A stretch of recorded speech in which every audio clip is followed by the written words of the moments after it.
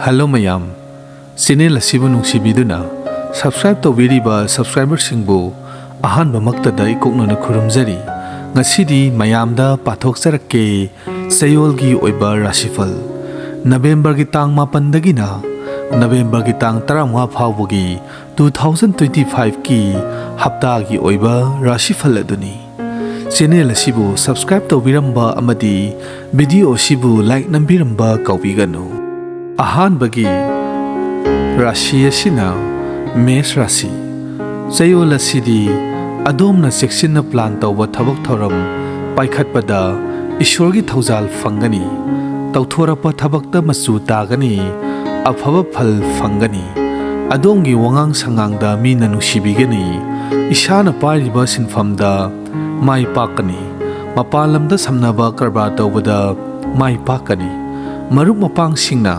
nungaina matam lenba fangani tawbatabu migi ningai sangdanbadi tawbiganu mathangi Rashi asina Brisha Rashi Chayol asi adom sel thum marang kaigani imungi miyoi sing punsinnaraga chawkhat thaurangi thabak tawba yai tawba yaba thabak tawbiyu laibak yengbigi thabak ta su daw yengbiba yai ishana suri nomliba khai madugi honajamal mahi matik chana fangani thoidokna Chayol si ishagi daita ishana lawjaba mathau tai adumnadi oiraga imung manungda turei irei senba amadi anaye kharadi mayongnagani mathangi Rashi asina Mithun Rashi Chayol asi adom masin mawa satpa mi yaitong khamdong businga nakna tinagani ishagi sangagi mapandagi miyamna adumbu hena masak khangbigani hingbagi thak wangkhatkani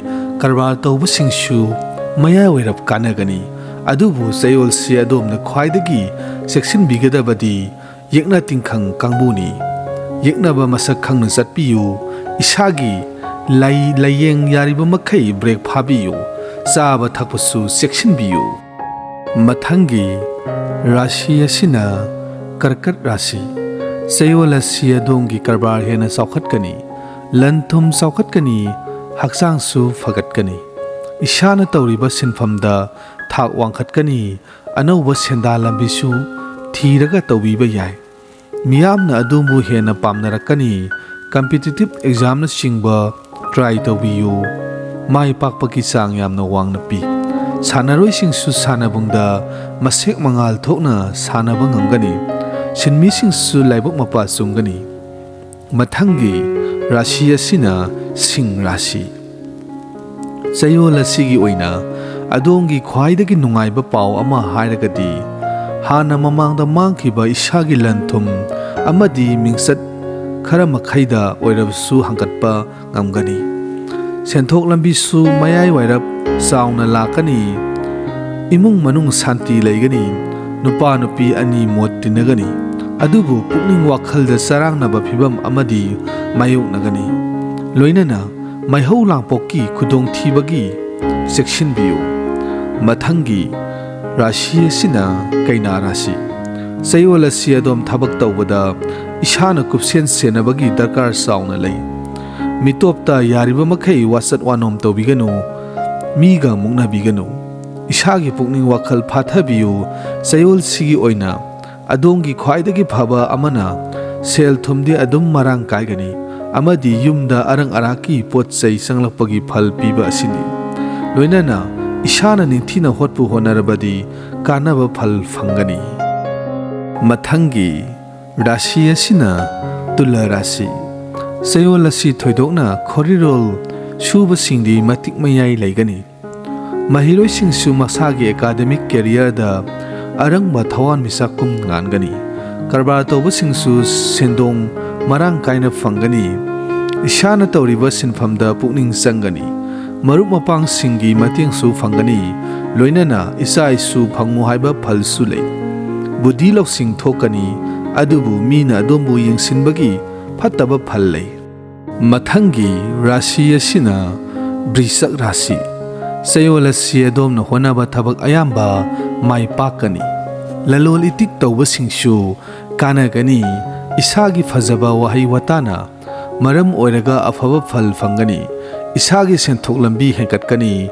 mana mathum amadi mingchatna chingba phangu haibasu lei. Chaba thakpada ihauda hauba matamni. Adubu mifatta singdagi sekshinbiyu. Huran sinthi mayoknagani mitna khara singna leibiyu.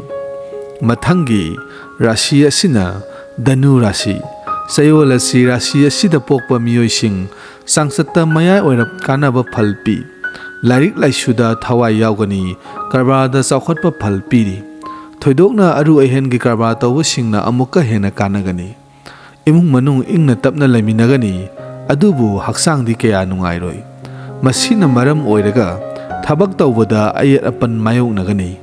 Lam lana karba tawbasingshu khudong thigani. Mathangi rashi asina Makar Rashi. Chayol asi adom asaw sangsingi mateng phanggadori. Maram asina matang asida thengnahobasing miyoising isagi tungi sangga oihaunaba honabiyu.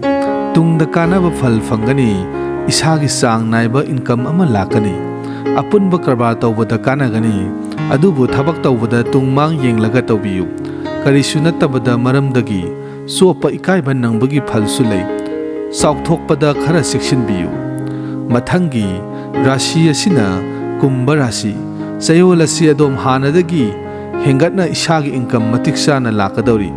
Chayol sigi khwaidagi phaba laibak laiwa hairabadi ithak thongbasingna yanaba satpa asini. Mahiroising masagi mahaida afaba phal phangani. Sanaroising shu miyamna hena masak khangbigani. Atoppa sinfamsingda laibasingsu adum afaba phalpi. Adubu asok apan tho'u haiba phal laibana yaiba makai masi thoktanaba sekshinbiyu. Mathangi rashi asina Min Rashi. Chayol asi adomna hainaba amadi paknaba sinpham amada hekta khut thabada kanaba phal phangani. Khorirol gilamda laibasingsu afaba pothok puthokpa ngamgani. Anauba malsang amadi anauba potchei lepsilo haiba phal lei. Wakhal nungaigani. Adubu wasat wanongi thabakti ikan kanaroi. Loinana laibak yengbigi thabakta kaya paknaroi migi misausu lei. Channel asibu subscribe tawbiramba amadi video sibu like nambiramba kaubiganu.